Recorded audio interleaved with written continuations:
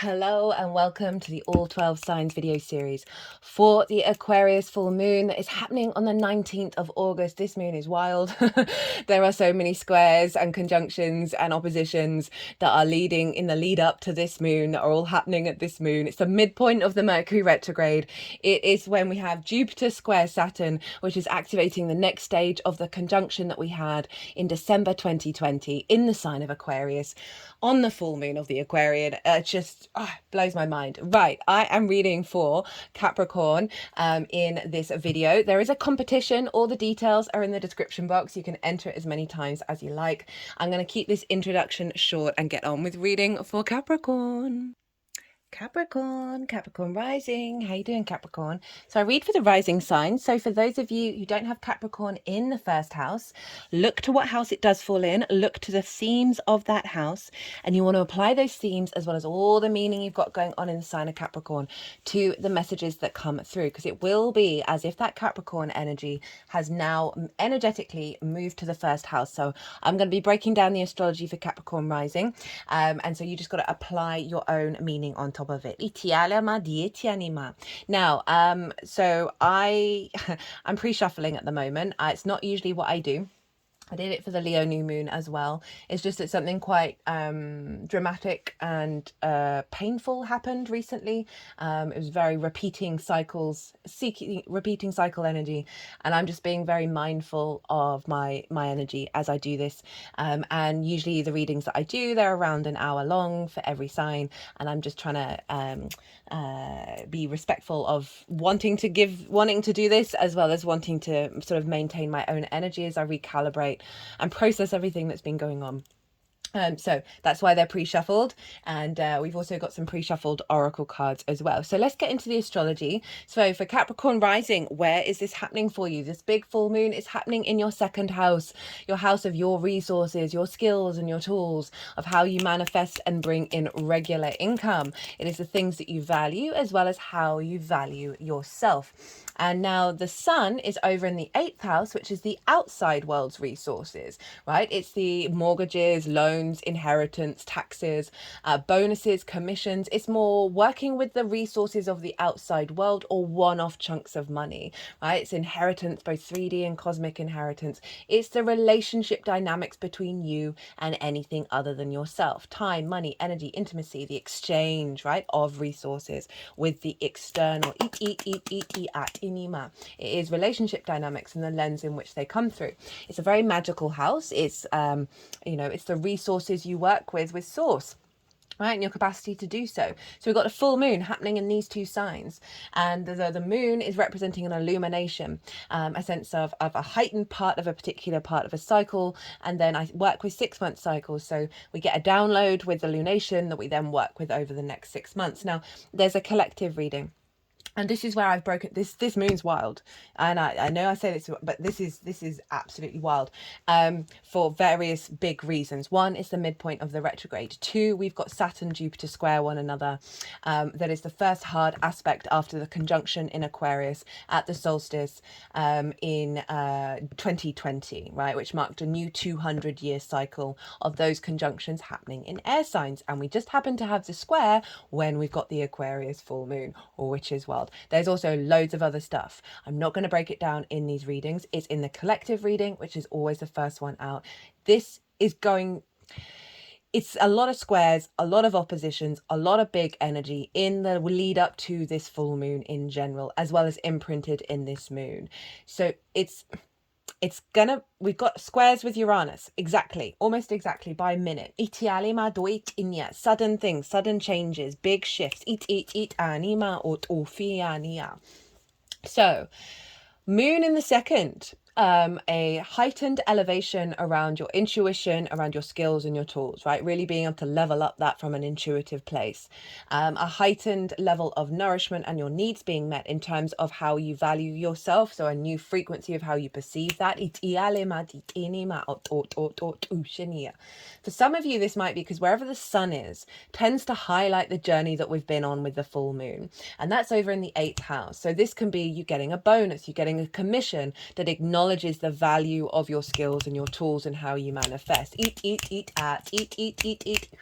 You may see in relationship dynamics a frequency come in that shows you your value. Alima o tufitiania, italima di tinima o tuela. And you may also get a lot of downloads from source in regards to your skills and your tools and how to manifest them. We've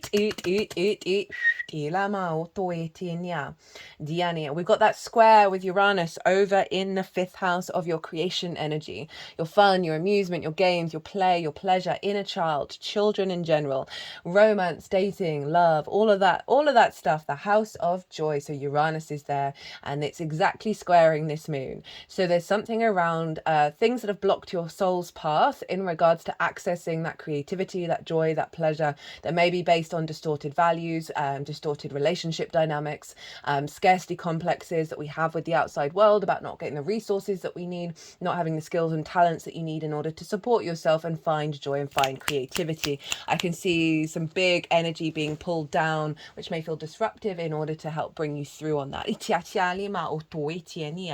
We've also got a lot of stuff going on in the mutable signs. Saturn traditionally rules Aquarius, and therefore Saturn is ruling this moon, and Saturn's over in Pisces opposite Venus over in Virgo, and they are both squaring Mars and Jupiter over in Gemini. It's wild. If you've got stuff in Sagittarius, you're getting not only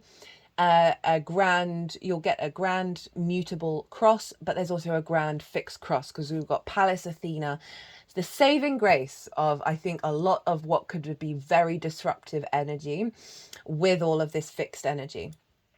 She is about embodied wisdom, long-term strategy, and she's over in your hopes and your dreams, right? Your friends, groups and alliances, and reaping the benefits from your 10th house. So there's a perspective coming in that's getting you in alignment with your sense of value, that is releasing any limiting beliefs around being able to receive, being able to be worthy of receiving in regards to how your life path is unfolding. Italiat in terms of relationship dynamics, because that Pallas Athena is thinking of the long-term plan, right? And the embodied wisdom of your capacity to take action around things that serve you in the long term rather than based on old previous cycles. Now, we have what's being completed with this full moon, what's being activated, that you will the intention of the moon that you then work with over the next 6 months, and how to work and amplify the intention.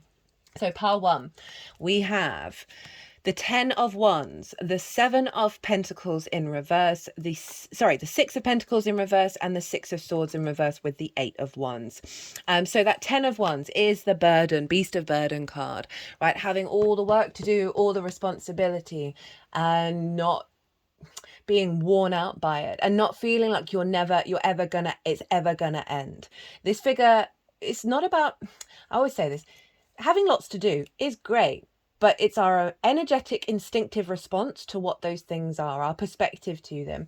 That if you've got lots of jobs to do and you find you've got lots of energy, you're more in alignment. Whereas this figure is hunched over, they can't even see the beautiful day. This is a perspective, this is a heaviness, a weight that doesn't serve us with the many, many roles and the many, many jobs that we have to do. So you may feel like you've just been doing a lot of heavy lifting, 1, impacts relationship dynamics, or 2, that you've had to gather your resources. You've not had any support from the outside world, that Leo energy over in the 8th, and you've got to take on all that weight and take on all this burden. It's a very karmic card, the 10 of Wands, because it's often linked into a lot of the weight and the burden and the mindset and perspective that comes through our instinctive actions from our ancestors, that this is always going to be the way. Like, this figure isn't able to enjoy the fruits of their labor, right? Even though they're nearly home. So this is what's being completed with this full moon. And then we have 2 sixes in reverse. So the 6 of Pentacles is about being in receipt of something, being given something that's bringing in balance, that is taking us out of a fear mindset, a survival mechanism, a scarcity complex, because these figures come from the 5 of Pentacles. So there is what's being completed is a framework where you think you are never in receipt. You are never being given anything. You're never getting anything from source, from the resources from the outside world, from that job. It's like you're never getting beyond the level of the Five of Pentacles in a certain mindset that may be showing up in the 3D. This showing up in reverse, saying that this blockage, this frequency of not being able to receive is falling away.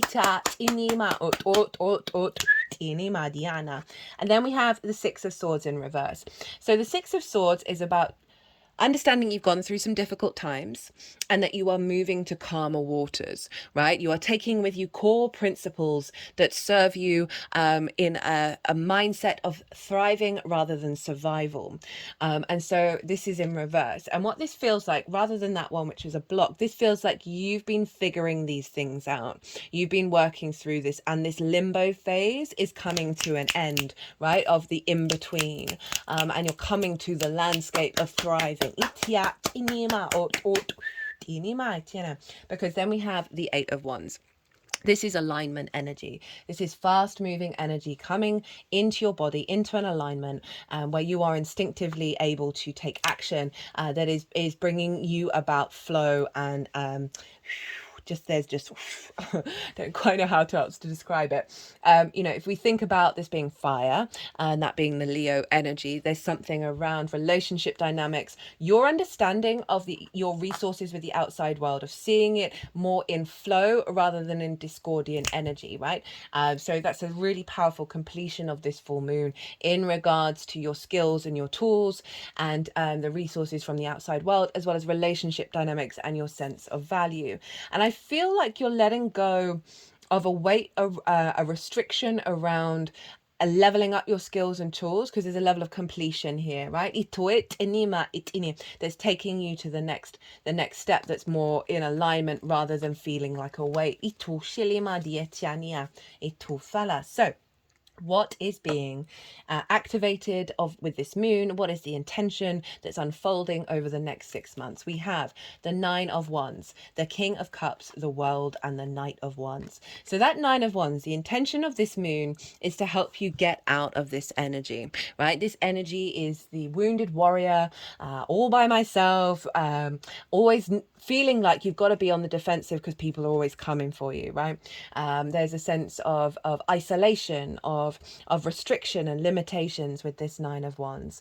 And so this new moon is saying, okay, no, we've brought in alignment, and this is now bringing this to the surface to help release it in order for you to step into a heightened level of completion and knowing thyself, right? So this is probably for very good reason why you may have had to have been on the defensive.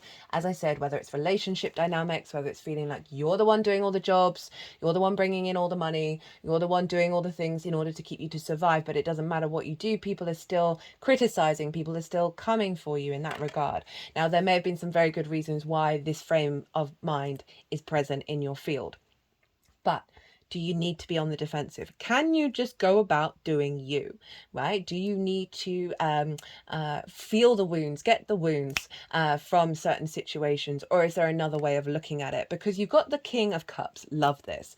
And the King of Cups is about being in the eye of the storm. You're being in emotional control, but also realizing that the storm is there, right? It's not about denying those emotions. It's about realizing the power of them when we step into a place of peace, when we work through and navigate those emotional bodies. So this is very, very, very much an elevation to help you get out of that Nine of Wands, right? Even if there is a situation where you feel like someone's coming for you, or you feel like you've got to be on the defensive, that this is the intention of this moon is to bring you into a state of calm, even if that's going on, and really refunnel that energy back into creating from your emotional body, from your intuition, from your imagination, rather than perceived repeating patterns. This is calling for a break out of that. This is also a Scorpio card, and that's where Pallas Athena is in your hopes and your dreams, friends, groups, and alliances, reaping the benefits from your 10th house. So there's a level of maturity coming in with this moon where you're able to sort of mitigate and navigate old patterns of self where you're like, this doesn't belong to me. I love you, I love you. You've served me well, but I'm no longer attached to this. That storm's still going on, but I'm in the eye of it. I'm in the calm. This is also heightened intuition around your skills and your tools and how to bring in manifestation. There's more of an emotional alignment coming in with the intention of this moon that's stepping you into your sovereignty, right, into your power of being able to take action from this, that perhaps situations or scenarios where you may have previously felt diminished, you're now in your power and you're able to keep going. You'll keep doing it because your spidey senses are really letting you know, okay, where to go, what to do. Oh, that's going to lead to that's going to that. You may not know the A, B, C to B, D, E to Z pathway, but there's a knowing within you. Follow the joy, follow the emotion, rather than the heaviness. So the intention, again, we've got the world card. This is Saturn over in Pisces. Saturn is in Pisces, but this is the Saturn card. And this is know thyself and the world will open up to you. And this is very in alignment with the 2nd, 8th house transit. Because this is the more that we peel back the layers of self, we then start putting up healthier boundaries, because we're like, oh, that's why I behave that way, because of this and that. And I need to vocalize a line in the sand, and that helps us then reconnect further and further and deeper into ourselves. And then the more that you start walking with integrity, because you're an awareness of who you truly are in a more deeper level. Saturn for me is all about integrity. The more you then walk your talk, the less you need those boundaries, because the less affected and impacted you are by the external world, right? And so you can clear a lot of clutter and clear a lot of energetic space, which means know thyself, the world will open up. Know thyself, clear yourself of a lot of clutter, and then universe starts co-creating with you with so much space and so much possibility, because we're no longer limiting ourselves with expectations of how we're going to respond to people's behavior. We've actually freed up that space. It's a very mature card, and with that 8th house of the world opening up, because you know your own value. It's got all the fixed signs as well, so really highlighting what's coming in with this fixed energy is serving us for the long term. We've got all this mutable, which is helping us be very flexible into this new framework. We then have the Knight of Wands roaming out in the world. So for some of you, this might be about more resources coming in, more regular income, which means you're going out and about, you're exploring, you're having adventures, very instinctive, it's fire energy, that Leo in the 8th of feeling more confident and yourself out in the world. Suits embody their knights embody their suit and their element. So it's you being very confident with that fire energy, with that Leo energy of who you are out in the world, that is then facilitating more experiences around deepening your own understanding of your own value, more experiences around that help highlight and elevate your skills and your tools, perhaps taking yourself out on the road, or having more opportunities with work, bonuses, commissions, that kind of thing, that you're then being able to put into action. So this is the intentions of the moon. And let's turn this over and see what's at the bottom of the deck. We've got the 3 of Cups, which I love. Okay, so how to work with this energy. Now, this is when the big guns are kind of coming in. So we have the Queen of Swords, the Aquarius card, the Star, Justice, and the Hierophant. So the Queen of Swords, so this is how to amplify this intention. And let's just spread this out so you can see what you're working with here. The Queen of Swords is very yin in nature. All queens are. And they cultivate. They bring nuance and depth and strategy to a situation. If you see here, I love the sword court cards. They've all got birds on them, and the Queen has one, and it's above her crown chakra. So there's a real higher frequency coming in. You might want to meditate on your crown chakra for inspiration. Her head is above the clouds. She understands you may have gone through some difficult times, but her hand is open to receive new frequencies, new paradigms, new timelines.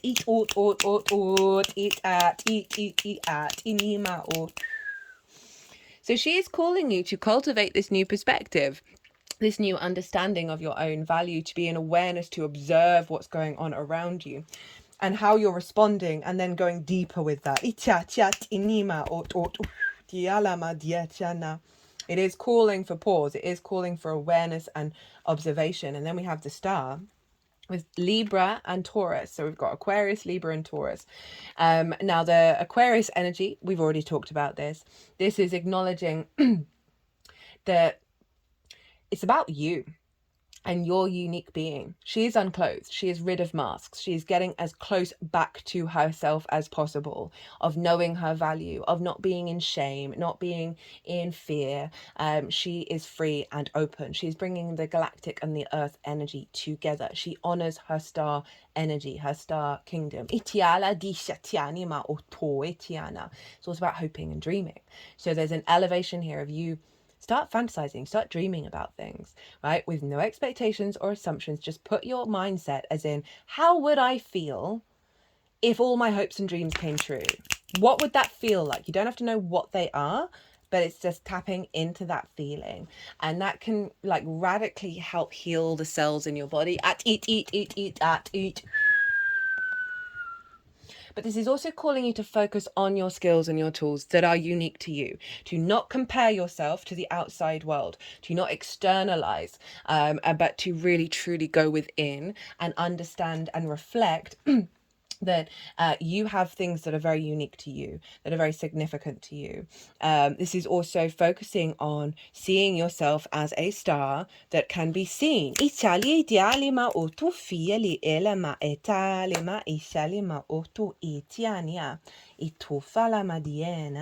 And then we have Libra, which is your life purpose, your career. And you've got two of the two cards that have scales on. So there's something about something coming into balance. So this is, again, this is about honoring the path that you walk, not what the outside world wants you to walk, but what you walk. Focus on the long-term goal of like, where do you want to be headed? What do you want to be doing? This is also about visibility and recognition of the 10th house in terms of, do you need to seek that in order to feel good about what it is that you bring to the table, what your skills and your tools are? There's something here again about observation, right? The judge observes objectively and with empathy and compassion. I want you to do that to your own life, to observe your own value, and to observe the resources you have around you, even if they're not quite the ones that you want, but really amplify the acknowledgement. Okay, this is what's showing up in my reality field.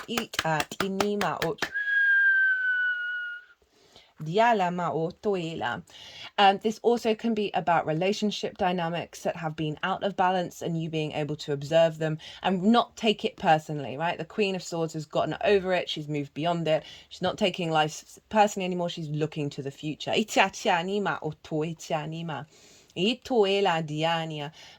it is calling you to focus on bringing a level of balance within yourself, right? Rather than this. So often we can be our, obviously our self-saboteurs, and this is calling you to be very objective in your awareness of the unfolding. It's also kind of karmic energy, karmic contracts, with yourself. So you might want to meditate on what contract would you set for yourself that you feel would would bring in that star energy. You might want to muse on that one. The Hierophant.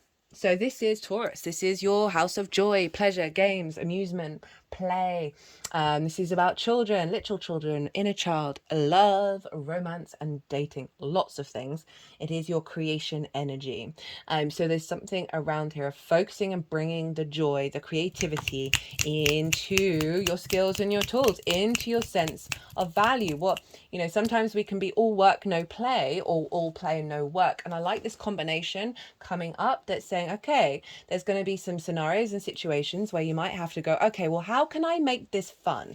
How can I bring joy into this? I could also see this as wanting to infuse this sense of expansion, creativity, and joy into your mindset around the outside world and your relationship to it in regards to the monetary energies, right? It doesn't have just to be monetary. It can be healthier relationship dynamics that are more committed from a place of joy, that are in alignment with your own values. Because it is the Hierophant, right? This is the Pope.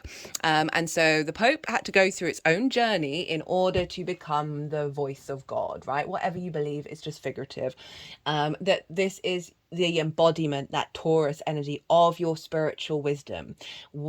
Whether it's you tapping into your unconscious, nature, science, source, whatever it is that helps you understand, oh, there's more going on, and a deeper understanding of how you walk your path, right? And committing to it. So there's a sense here of a resonance that's coming through, of calling you to put your spiritual practice into the way that you work, into the way you understand the world, right? With that Aquarius moon, high perspective, right? A real zoomed out energy. But it is also honoring yourself, honoring your journey, the meaning that you find in it. And there's a level of communication here with the Hierophant. And so the Hierophant is talking to other people. So this can be about sharing your values, talking about your skills and your tools, going out and about, being more open to exchange. For some of you, this may be an elevation of the clients that you have coming in. So you see an elevation in your regular income, which may mean that you have more fun and joy, but also this capacity of communicating that in the way that you work. Speaking of joy, we've got the Three of Cups at the bottom of the deck. So there's the intention from the universe is to bring this in, right? And you have to get to know yourself and what your joy means to you, and get out of your own way in terms of that Nine of Wands, of seeing everything being on the defensive. This is kind of the opposite card of this. There's flow, there's alignment, there's celebration, there's abundance, there's joy, there's union. There's a lot of pleasure here with that Three of Cups. And this is what this moon's intention is for you, is to help get out of a sort of a scarcity complex mindset, help you understand that there is always flow and there are guides and the support around you, even if it's not always manifesting in the speed that you like. Don't lose hope and faith, and find that joy in your life, find that joy in those moments, focus on that being a value system. Like that's your path, right? And then you'll see things unfold. Now you got two oracle cards. We got Lost in Space, Needing Direction, Spirit of the River, Movement Towards Adventure. So this is the Shaman's Dream Oracle. All the decks are in the description box as always. Feeling lost, needing direction and focus, a 24-hour day. Sometimes in life we lose our way, perhaps falling prey to addictive behaviours, jealousy, comparison, resistance or fear. This happens especially when we're up-leveling and genuinely changing for the better. A part of us hiding in the vast expansiveness of space wants to sabotage our progress. In the transformation process, our inner world no longer feels safe or inhabitable, as we find that our thoughts and beliefs have morphed beyond recognition. You may find yourself adrift in this way right now, unable to focus or determine the next step. You might be tired and simply need to regroup and rest. When you lack direction, the first thing you do is redirect your perspective of time. Like a newborn baby who needs swaddling to feel safe, you're invited to reduce your life visioning to the next 24 hours. Anyone can handle living in 24-hour compartments, which allows everything to feel grounded and manageable.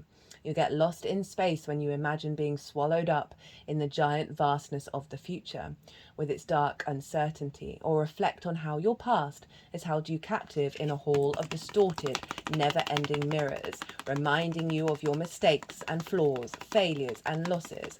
Take heart that this simple 24-hour container immediately banishes those two awful eternities away.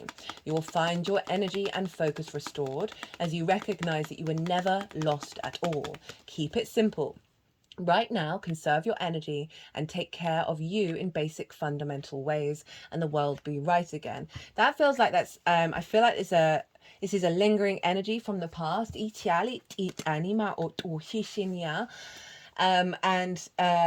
That this is kind of talking about what I was saying about bring the creativity and joy and the pleasure into the moments, right? Rather than being fear of how this is all going to work out, try and find that spark that will bring you nourishment, that will help bring you into the present of this 24-hour day. I also feel, given all the squares and given all the potential drama with this full moon, right? It's wild. As I said, check out the collective reading. That's why I break it down in more detail. That there may be moments as this unfolds where you need to get back into that 24-hour day, where you need to allow things to flow through you rather than being worried about the results and the consequences, because there's some bigger stuff going on for us all collectively that this is such good advice. Right, we've got a lot of squares, which is Mars, which is the tower. We've got Uranus squaring this moon, which is, I also link into the tower of structures are going to be pulled down. This can be internal as well as external, and I love that this is showing up. I'm going to take this on board for whatever I may end up experiencing as this goes through. Spirit of the river, movement towards adventure, addiction to problems, allowing and trusting the current. The spirit of the river invites you to step into the flow, to stop swimming against or avoiding the current. Allow the waters to carry you downstream, away from the eddies and whirlpools. It's time to heed the call of a new adventure waiting for you. Stop working on the problem for a while. The issue is not what it seems, it's your addiction to fixing what has gone bad that is consuming so much of your time. Work to create a greater good, and the bad will resolve itself on its own. There is nothing you can accomplish with more efforting, as the situations in your life right now are subject to forces beyond your control. There we go. Recognize this, step back, and trust the flow. I feel like this is already, you're getting this with the full moon, this embodiment. It's about putting this into practice. There is no loss of faith or lack of honor or integrity. It's simply the way things are at the moment. When this card appears, it is time to say yes to the next leg of your journey. Your life is like a river, inevitably and inexorably flowing towards the sea, which is your divine destination. Be in the middle of the stream. Whatever it is you are holding onto, the feelings, the thoughts, the beliefs about how things are or how they should or could be, can be fixed easily with the power of the spirit of the river. Simply let go and enjoy the thrill of the ride. All will be well. Well, Capricorn, what a reading. I hope you enjoyed it. I hope it resonated. If it did, don't forget to hit that like button. That would bring me a lot of joy. There's a competition. All the details are in the description box. You can enter as many times as you like. There are 3 readings up for grabs. Capricorn, be good to yourselves. Be good to those around you. Safe travels and be well until we meet again.